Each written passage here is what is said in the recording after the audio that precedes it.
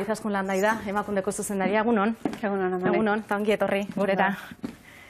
Bueno, gaur oso bestelako albistekin esnatu gara, baina tira adi jarraitzen diogu horkoienetik iristen zaizkigun albiste horiei lehen hipotesien arabera, bikote baten arteko liskarraren ondorioz izan dela, beste behin ere indarkeria bikoteen artean. Bai, ikusten dugu, egunero gertatzen den zerbait dela, argi auki behar dugu egiturazko arazo bat dela, dimentsio askotakoa, oinarrian berdintasuneza dagoela eta berdintasunean oinarritutako gizarte baten alde lanean jarraitu behar dugu emakumeen kontrako indarkeriarik gabeko gizarte bat lortzeko. Beraz, zoritxarrez ez daude formula magikorik, baizik eta lanean jarraitu, bakoitzak bere eremutik, esan dodan bezala, berdintasunean oinarritutako gizarte bat eraikitzeko helburu horrekin, ez? Maget Maguren hilketak ere sekulako samina eta zerrea piztu zuen gizartean, berak babesa eskatu zuen, baina justiziak ez zuen behar bezala erantzun. Emakundetik hausnarketa egiten duzu babes falta horren inguruan? Bueno, beti egiten dugu, dakizue dagoela instituzioen arteko batzorde bat, eta biltzen garen bakoitzean, beti gogoratzen ditugu, aurreko hilabete horietan egon direzen genero indarkeria dela eta hilketak. Orduan gure asmoa da baita ere kasu honetan, hausnarketa sakon bat egitea, informazio guztia biltzea, jakitearren, zehatz-mehatz, zer egondan, zer gertatu dan kasuaren inguruan, eta edozein kasutan, zoritxarrez orain ezin dugu ezer gehiagorik egin, gure dut esan, emakume horri bere bizitza ezin diogu bueltatu. Baina uste dut balio behar dauela kasua behin aztertuta, identifikatzeko non dauden hobetzeko esparru horiek eta lanean jarraitu indarkeria jasatzen duten emakume horiei alden eta kalitatezko barreta ematearren eta uste dut erronka handia dugula, aurrera pausu asko emon direla, formakuntzan ere aurrera egindala, baina oraindik bide luze bat dugula egiteko eta gure helburua izan behar dela emakume horiengan konfiantza sortaraztea, euren kasuak profesionalen esku jartzeko eta profesionalek kontuan izan da zein den euren egoera konkretua, zirkulo horretatik irtetzeko itinerario egoki bat bilatzea kasu bakoitzeko. Esparru desberdinak aipatu dituzu kasu honetan, aldaketa sakon hori hainbat alorretan eman beharko litzake, egia da justiziak berak onartu zuela, ez zuela behar bezala erantzun, baina balio izan die beste batzuei ere autokritika bat egiteko, hezkuntza alorrean, kulturari dagokionez. Bai, nik uste dut, konsientziazio eta sensibilizazio gehiago dagoen heinean, danok gaiaren inguruan, eta zorionez hau duela 15 urte arlo pribatuko gai bat izaten zen, eta horrela kudeatzen zen, eta azkenengo urteetan egindako lanari esker, bai mugimendu feminista, elkarte instituzioen lanari esker, lortu da arlo publikora pasatzea eta hortik kudeatzea eta hortik garrantzi handia izatea, ez da. Baina argi dago oraindik asko dugula egiteko, ez da. Beti izaten dugu ezagutzen ditugun kasuak mendizoztuaren goiko aldekoak direla, oraindik ia egunero ikasten ari gara fenomenoaren errealitatearen inguruan eta egokitu behar gara behar berriei. Eta, bide horretan gaude, arlo desberdinetatik kalitatezko atentzioa arreta eman behar da, badakigu kasuistika asko ematen direla, anitzak dira egoerak indarkeria jasatzen duten emakumeen artean, horrezegatik sistemara sartzeko bide desberdinak daude, bide judiziala, poliziala, gizarte ongizateko zerbitzuak, osasun bidetik, lortu behar duguna da arlo bakoitzatik kalitatezko erantzun bat eman ahal izatea eta bide batez denon arteko koordinazioan hobetzen joan, ez? Eta, helburu horrekin lanean gaude egunero eta badakit horrelako onelako egoera baten aurrean gogorra dela ezer positiborik esatea, ez da?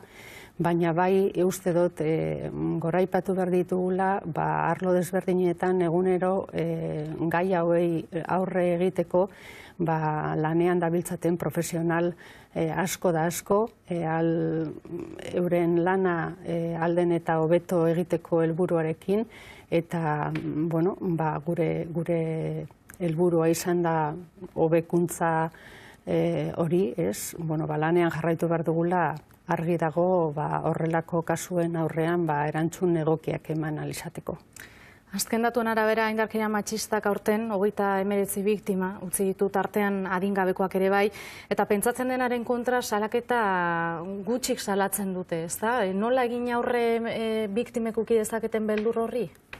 Esan dozun bezala, ezagutzen ditugun kasuak eta lehen aipatu duen bezala, mendi izoztuaren goialdean daudenak dira. Badakigu, hainbat kasu oraindik ez direla salatzen, naiz eta honetan ere aurrera pausak eman, uste dut funtsezkoa dela biktimak diren horiek edo indarkeriari aurre egin nahi dieten emakume horiek konfiantza nabaritzea, ez? Eta babesa alde batetik gizarteen aldetik, nik uste dut azkenengo urteetan arlo horretan izugarrizko aldaketa bat egon dela. Egia da tolerantzia 0 puntu horretara heltzeko oraindik asko faltetan dela, baina hor alde nabarmen bat egon da eta hori benetan funtsezkoa da biktimak salatzen ausartzeko, eta gero noski instituzioen aldetik lanean jarraitu behar dugu emakumeengan konfiantza hori sortarazteko, lortzeko eta profesionalen esku jartzeko euren kasuak eta erantzun egokiak eman alizateko irtenbide, zirkulu horretatik irten alizateko, ez da?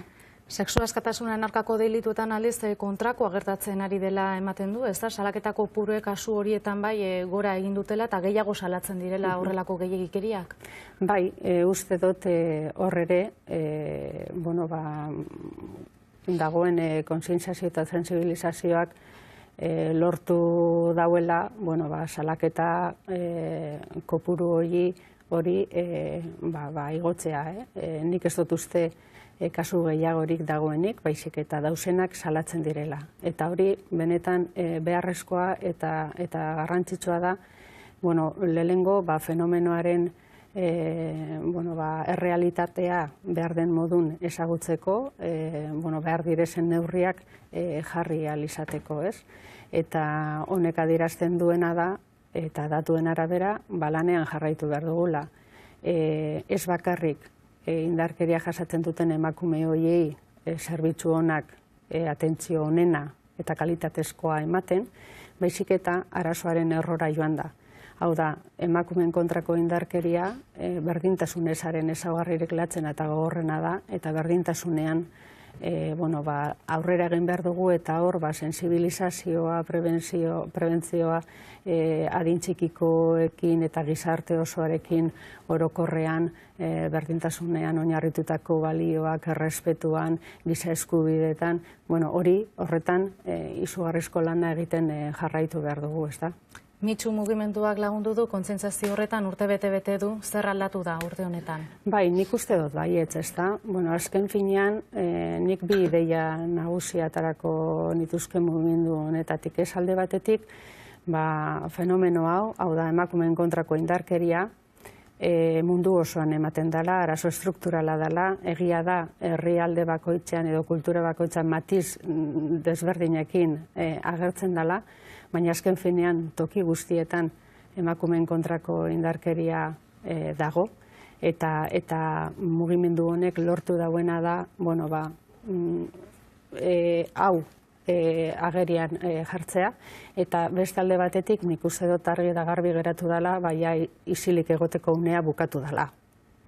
Eta oso garrantzitsua da, referenteak edo pertsona edo jartzun handia duten pertsona horiek horrelako egoerak salatzen ausartzea eta noski irtenbide eta egokia ematea salaketa horien aurrean eta emakumeen testigantza kontuan izan eta euren ahotsa kontuan izan, ez da?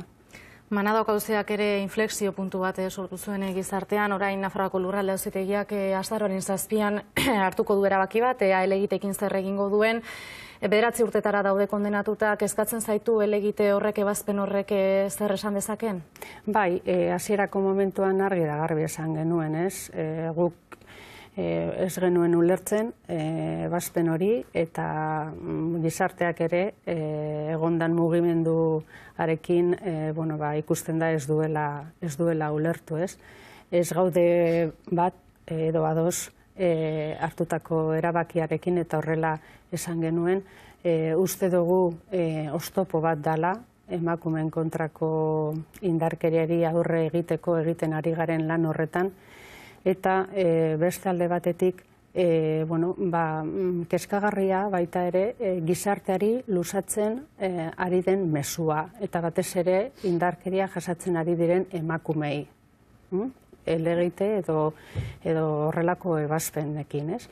Egia da, oraindik ez dagoela ebazpen definitiboa esaterako, behin betikoa datorren hilabetean jakingo dugu, talde bat osatu da, uste dut kasu honetan 5 magistratuz osatua gaiaren konplexutasuna dela eta ondo aztertu ahal izateko aurkeztutako helegiteak eta froga desberdinak, eta espero dugu behin betiko ebazpena beste arlo batetik joatea eta mezu zehatz bat bialtzea, batez ere indarkeria edo erasoa jasotzen duten emakumei eurekin gaudela eta sistema babesteko dagoela, ez da? Adin txikikoak askotan ere biktimak izaten dira. Alizia Urtxoaren sententzia horrek aurrekari bat ere sortu du Euskadin, lehen aldia delako kartzela espetxean iraunkor berrikusgarria esartzen dela, ze hausnarketa egiten duzu? Esan duzun bezala, egia da adin txikikoen aurrean neurri konkretuak hartu behar ditugula, zeren eta duela gitxi legeak esaten dozku biktima zuzenak direla, horrek behartzen gaitu sistema berraztertzen eta neurri konkretuak martxan jartzen biktima diren seme-alabei erantzun egokia eta arreta egokia eman ahal izateko, ez? Eta zentzu honetan uste dut argi geratu dela seme-alabek biktima zuzenak direla eta horrere beste lan hildo berezi bat zabaltzen behartzen gaitu, ez da? Uste dut horre erronka handi bat dagoela erantzun egokia emateko biktima diren seme-alabei indarkeri eta zirkulo horretatik atera ahal izateko. Alor batzuetan urratsak ematen direla, ematen duen bitartean, beste kasu batzuetan atzera pausoak ere ikusten ditugu, horren adibidea aurtengo Hondarribiko alardean ikusi duguna, Jaizkibel konpainiaren izenean alarde bakarra egotea eskatu duzue. Markel Olanok esan du, neurriak hartuko dituztela, zertan zehaztu beharko lirateke neurri horiek? Dakizuen bezala emakunde historikoki beti gonda Jaizkibelen ondoan eta Irungo kasuan alarde parekidearen ondoan aitortza eta babesa adieraziz eta horrela izaten jarraituko da, ez? Guk uste dugu tradizioak kontestu konkretuetan sortzen direla, baina garai berrietara parkatu egokitu behar direla, egokitze prozesu horrek ez duela suposatzen tradizioaren kontra joatea, baizik eta eskubide berberak ematea emakume eta gizonei, eta uste dugu hori dela bidea. Kasu honetan, uste dut ikusi dugula Euskal Herriko hainbat herrietan zelan posible dan prozesu horiek martxan jartzea, bai Zumarragan, Oñatin, Antxolan, horrelako antzeko prozesuak egin dira, erantzun egokiak emateko tradizioen aurrean, eta uste dugu zentzu honetan ere, eta herrietan baita ere, bai Onjarbin eta bai Irunen, beharrezkoa izango litzateke hori elkarrizketako bideak eraikitzea gaiaren inguruan, hausnarketa sakon bat egitea eta errora joateko. Arazoaren erroan berdintasun eza dago, eta uste dugu eraldaketa bat sortzeko herritarren implikazioa beharrezkoa dela. Uste dugu erantzukizun bat dagoela bertoko instituzioen ordezkarien aldetik, baina baita ere herritarrek bultzatu dezakete berdintasunaren aldeko prozesua. Eta horrezegatik espero dugu bide horretatik joatea. Eta esperantzarako mesua, gero eta jende gehiago, gazte gehiago parte hartzen dutela bai Jaizkibelen eta bai Irungo alardean, eta honek ez duela atzera bueltarik, ez? Beraz, lanean jarraitu behar dugu, estrategia egokiak bilatzeko, egia dana da, 20 urte pasatu dirala, eta ez dana posible da oraindik horrela jarraitzea, ez? Eta horrek behartzen gaitu guztioi, hausnarketa sakon bat egitera, eta espero dut denon artean estrategia egokiak bilatzeko gai izatea, arazoni behar den irten bidea emateko. Voxen agerraldiak ze gorputzaldi utzi dizu? Hitz barik. Eske ez daude hitzak horre entzun genuena, ez dakit hausnartu alizateko, ez? Baina bai, uste dut argi geratzen dela, eta kasu konkretuan berdintasunaren inguruan, oraindik erresistentzia asko daudela berdintasunaren inguruaren edo arloan, ez? Edo berdintasunak aurrera egiteko. Eta uste dut abizu bat dela, zeren eta matxismoak edo berdintasunaren kontrako inertziak ere forma edo era desberdinak hartzen ditu, eta adi egon behar gara, argi dago berdintasunaren kontrako inertziak eta indarrak hor daudela, eta horrek behartzen gaitu lanean jarraitzen, eta indar gehiagorekin esango nuke, ez? Zeren eta argi dago, arlo batzuetatik, berdintasunaren alde ez daudela. Gaurko irudia izan da, aurrekontuak adostu dutela, da aurre akordo batera iritsi direla Pedro Sánchez eta Pablo Iglesias. Sánchezak aurreratu zuen aurrekontu horietan kontziliazioa uztartzeko neurriak hartuko dituela, amatasun eta aitatasun bajak parekatu egingo dituela, Eusko Jaurlaritzak urrats hori emanda dauka, baina bide bat ere bada, ez da, denetik etortzea? Bai, nik uste dut funtsezko neurri bat dala, ez? Tradizionalki zaintza lanak emakumeen esku egon dira, eta emakumeak arlo publikora sartu dira, baina ez gizonak pribatura neurri berean, ez? Orduan, funtsezkoa da, zaintza ardura horietan ere gizonen implikazioa, eta iparraldeko herrialdera begira ikusten dugu horrelako neurriak benetan bide honetatik aurrera egiteko aukera bat izan direla, eta bai, uste dugu aitatasun eta amatasun baimen horik, horiek bardinak, transferitu ezinak eta ordainduak izatea funtsezkoa dela arlo honetan beste aurrera pauso bat eman alizateko. Azken kontu bat atzo gurean izan zen Estibaliz Linares Deustuko Unibertsitateko ikertzailea, Legebiltzarrean ere izan da bere tesiaren berri ematen, eta tesian ateratzen diren ondorioetako batzuk baieztatzen dute gazteen artean ere eredu matxista horiek geroz eta hedatuagoak daudela. Nola gainditu hori? Bueno, esaten dugu eta gure martxoaren 8ko kanpainan esaten genuen, berdintasuna ikasten da irakatsi berdintasuna. Azkenean ikusten duguna da gaztei ez badiegun irakasten berdintasuna, azkenean amaitzen dute desberdintasuna ikasten.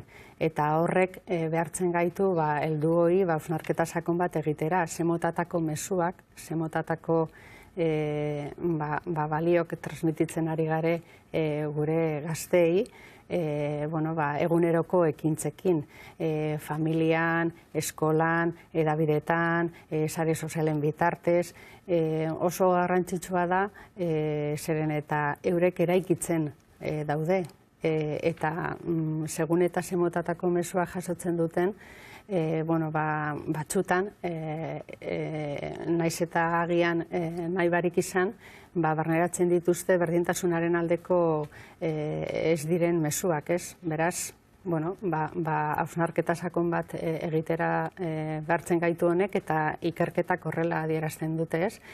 Funtsezkoa dela, ezinbestekoa dela, gazteekin eskidetzan eta berdintasunaren alde lanean jarraitzea. Xabier? Bai, nire maikide segurazki galdera mamitsuagoak egin dizkizute, baina ni gaur zalantza batekin nago eta aprobetxatuko dut hemen zaudela zuri galdetzeko. Orkoiengo krimenaren inguruan gaur egunkari batek, gutxienez batek nik garan ikusi dut, krimen matxista edo violentzia matxista esaten du, harreman homosexual baten baitan gertatutako krimena izan da. Termino hori zuzena da, komunikabideetan gabiltzan hori gomendatuko zeniguke, ala deskribatzea eta izen hori erabiltzea horrelako krimen batentzat? Eske badaude konzeptualizazio berri bat egin dutenak eta matxista horretan ez bakarrik genero indarkeria edo indarkeria sexista sartzen dutenak, baizik eta LGTB mundu horretan gertatzen diren guztiak. Orduan, hoiek indarkeria matxistari buruz berba egiten dutenean danak lotzen dituzte. Orduan, uste dut horrezegatik eta terminologia hori hartuta horrezegatik erabili dela krimen matxista. Eta zure iritzia? Normalean guk eta gu gaude enfokatuta indarkeria matxista, baina emakumeen kontrako indarkeria matxistari erantzun egokia ematera. Bentsat instituziotik. Naiz eta besteari ere noski erantzun egokia eta zuzena eman behar. Baina, kaso, komenigarriago litzateke, violentzia matxista, indarkeria matxista, mugatzea, emakumeen kontra egiten beste izen bat asmatu beharko dugu? Guk erabiltzen duguna da, emakumeen kontrako indarkeria matxista, edo emakumeen kontrako indarkeria, edo indarkeria sexista, baina konzeptualizazio berri horretan, barruan, badaude, dana sartzen dutenak, eta, beste aukera bat da. Egunon. Egunon. Gai asko gelditu dira, mai gainean, bistakoa da pilpilean dagoen arlo bat da, berdintasunaren ingurukoa, hori lehen da biziko konstatazioa litzateke, eta bide positibotik gainera, gero eta gehiago hitz egiten ari gara honetaz. Zakidana da, hitz egitetik harago, zer gehiago egin dezakegun, sentsibilizazio eta difusioaren garrantzia ukatu gabe, zinbeste neurri ezarri ahal izango lirateke. Hamanek bi arlo aipatu ditu berriki, aurrekontuen eztabaida dela eta Espainiako gobernuak mahai gainean jarriko ditu, hainbat neurri zehatz, gurasotasun baimenak esate baterako. Baita ere, joan den astean iragarri izan, kuotak ezarriko ezartzeko aukera hori beste hainbat herrietan egiten ari den bezala.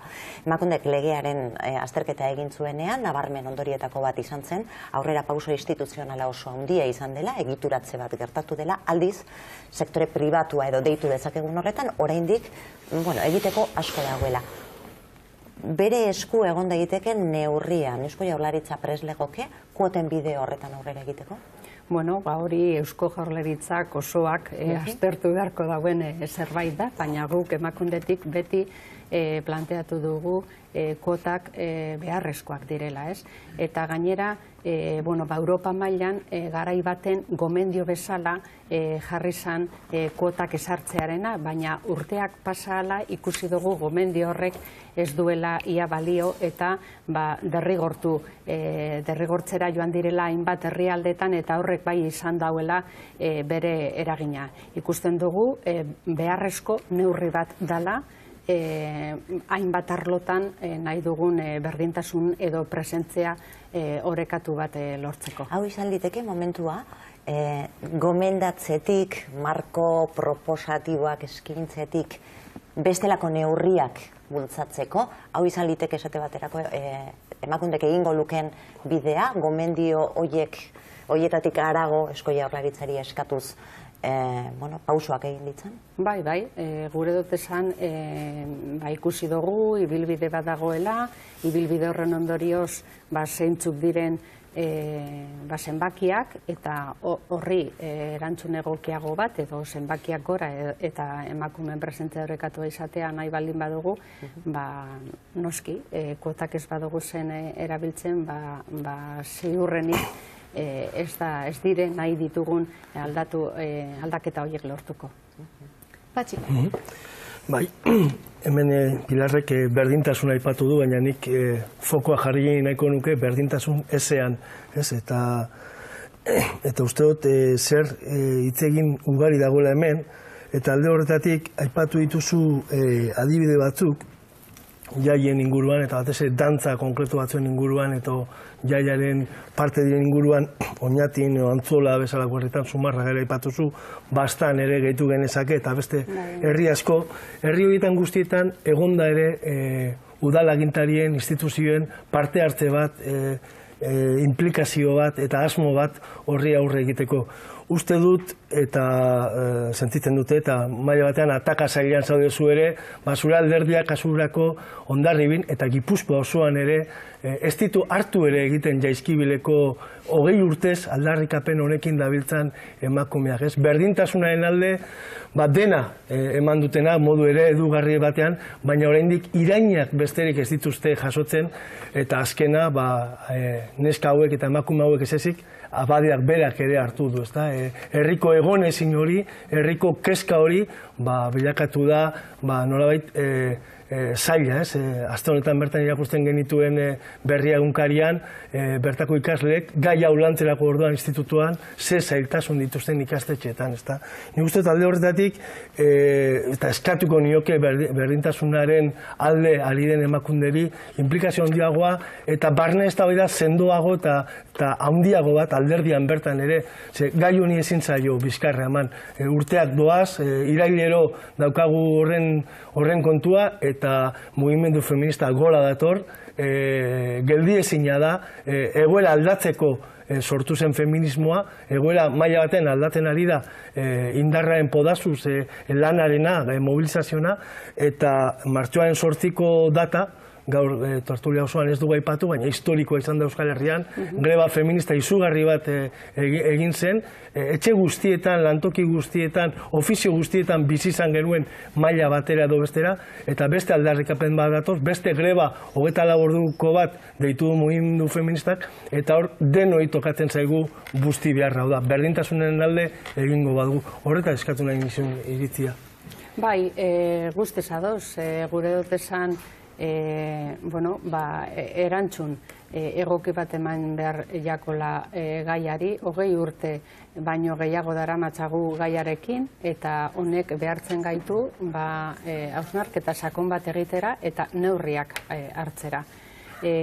Argi dago orain arte egindakoarekin ez dela asmatu, eta nik espero dodana beste motatako keinuak ikustaraztea, eta zentzu horretan, dakizuen bezala, Gipuzkoako Foru Aldundiak instituzioen arteko batzorde bat osatuta du, eta deituak izan gara.